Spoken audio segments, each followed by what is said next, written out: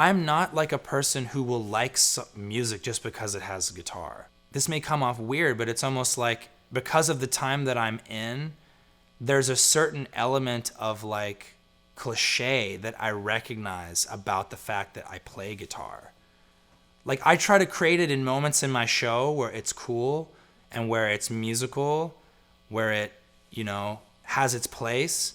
But I've also done it in my show before where I could feel this sense of like, oh yeah, he's doing the like you play guitar thing. You know what I mean? It's not, it doesn't blow anyone's mind anymore. Like that has, the guitar I think went through a cycle in the culture of Western music that is far past, is well into the twilight. I mean, it will never be gone. I mean, it's an instrument that will forever be part of music. But this idea of like, I am a guitar god, and they're gonna go on stage and play all this stuff. I'm not really sure if that is still in the generation that I'm seeing of my own age and below. I'm not really seeing a fascination with that. It's alien to them. They see someone play guitar and they cheer because they're like, oh, cool, yeah, okay. But they're not like someone in the 60s like, oh man, like that's like their thing, you know what I mean? It's not the same thing.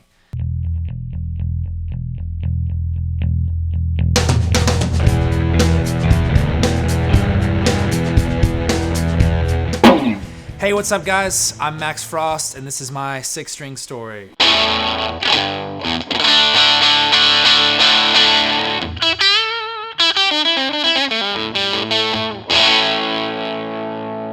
Guitar for me starts in my hometown in Austin, Texas, which is, I guess, a pretty blues-steeped town.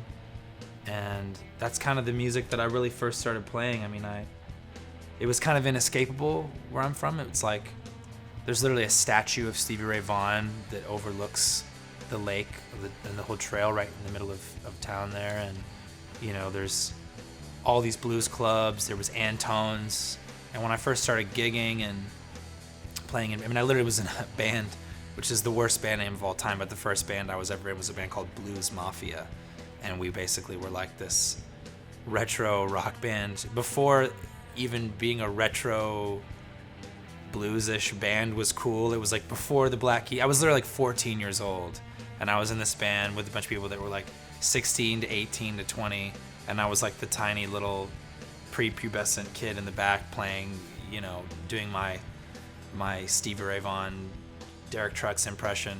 The beginning for me was all just blues and playing gigs in Austin and then kind of expanding from there.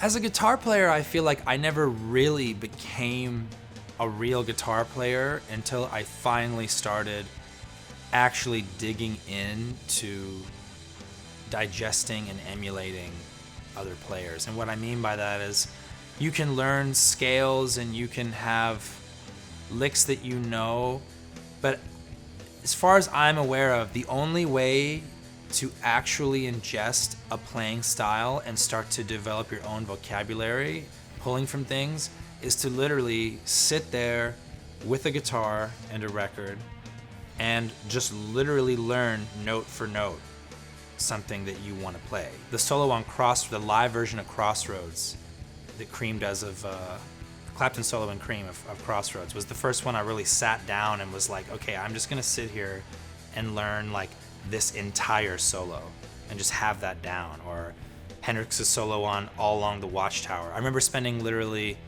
like 2 months trying to learn the lick at the end of All Along the Watchtower, he does at the end of the first solo, and spending like literally 2 months, I was probably 15, finally kind of had it, and then I just quit playing guitar for like another 2 months. Like I was like, all right, that's enough. I'm gonna hang it up for a while, and then showed back up to rehearsal the next fall and was like, then I couldn't play the lick again because I hadn't played in like 2 months. You know? We're talking like 2005, 2006, right around this time. At this time, John Mayer has just released Continuum. So everyone, that's like this huge deal. But to me, who you're emulating as a guitar player, I think as a musician period, but especially as a guitar player, who you're emulating is such a deep question because it really comes down to who they're emulating. If you're a kid in 2008 and you're obsessed with John Mayer, well, really what you're doing is you're into, without whether you know it or not, you're into Stevie Ray Vaughan and you're into B.B. King, because he's kind of, those two things I think are the fair two colors that make John Mayer. If you're into Stevie Ray Vaughan, then you're into Albert King and you're into Freddie King, whether you know it or not. And if you're into Albert King, then you're into T-Bone Walker, and on and on. It's like there's these kind of generational things where you could almost sit there and trace licks back. These little things, or Chuck Berry. But that's the Chuck Berry thing, but it's kind of a T-Bone Walker thing. But it's almost a jazz thing too, like Grant Green would be.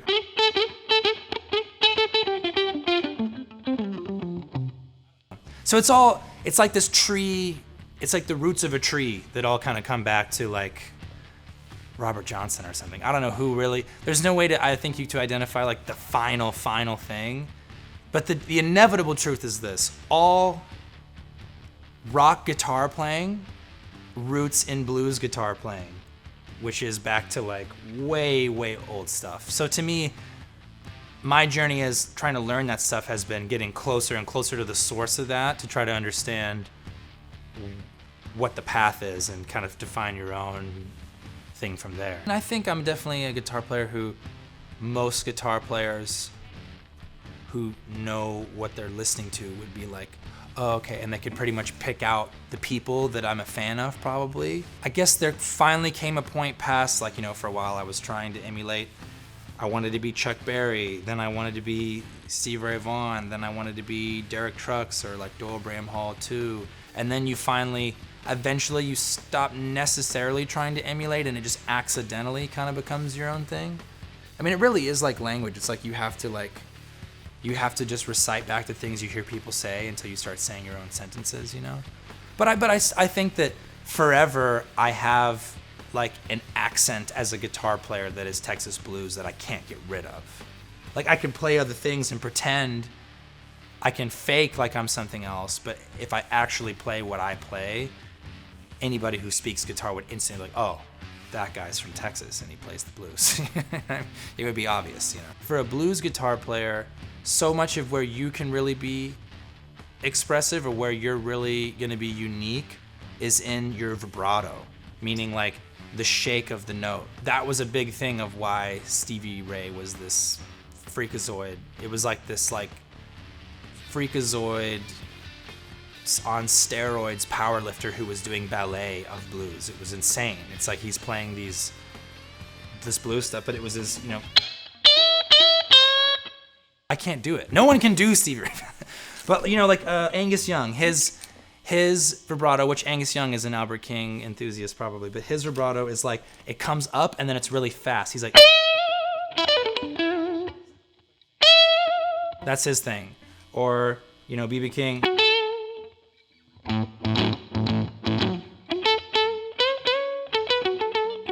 I guess mine's kind of a little more, I don't know, now if I'm thinking about it out loud, it's kind of harder to do it on accident, but I don't know, somewhere in between there.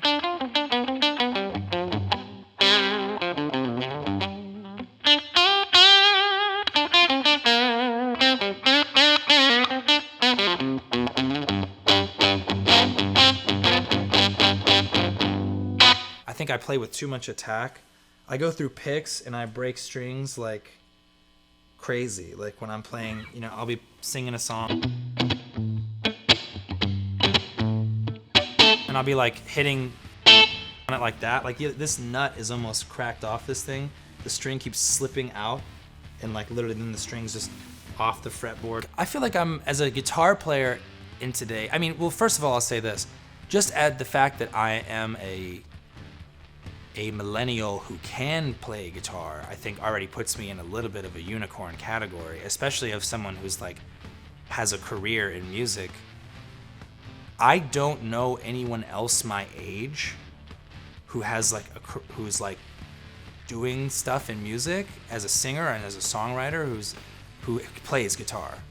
I don't know. I mean, I'm sure they're out there. Like I've seen people who can play, but I've not seen anyone like who's like a player. You know what I'm saying? I haven't seen very much of that.